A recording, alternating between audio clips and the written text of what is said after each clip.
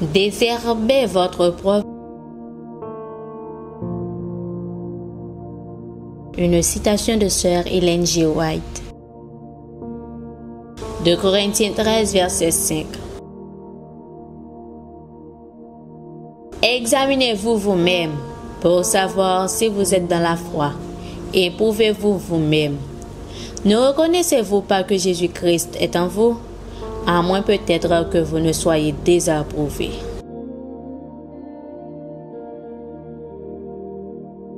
La présentation fidèle de la parole de Dieu est une œuvre de la plus grande importance. C'est une tâche entièrement différente de la condamnation constante, des mauvaises pensées et de la froideur les uns envers les autres. Juger et reprendre sont deux choses différentes. Dieu a confié à ses serviteurs le devoir de répandre avec amour ceux qui errent.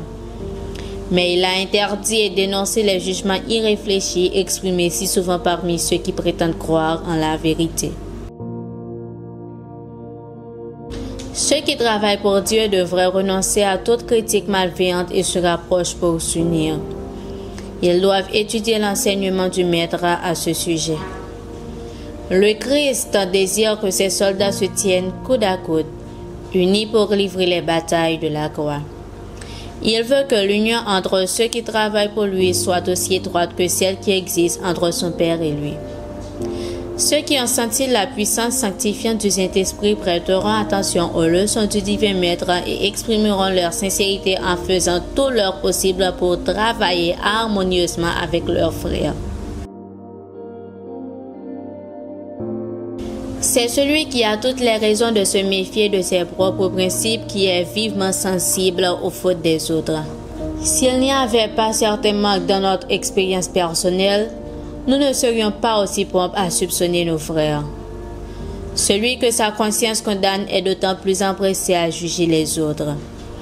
Que chacun tremble et se méfie de soi.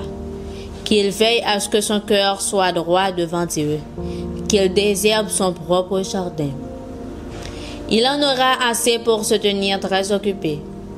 S'il accomplit cette tâche fidèlement, il n'aura pas le temps de chercher les mauvaises herbes du jardin d'autrui. Au lieu de juger les autres, jugeons-nous nous-mêmes. Assurons-nous de faire partie de ceux qui sont élus selon la préscience de Dieu le Père par la sanctification de l'Esprit, afin qu'ils deviennent obéissants et qu'ils participent à l'aspersion du sang de Jésus-Christ.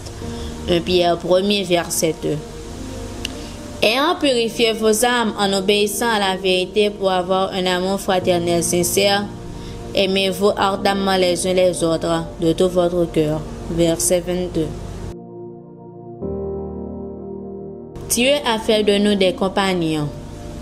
Marchons ensemble avec amour, unissant nos énergies dans l'œuvre du salut des âmes. En servant ainsi Dieu dans une sainte amitié, nous prouverons que nous sommes ouvriers avec lui. Levez vos yeux en haut, page 358, paragraphes 2 à 5.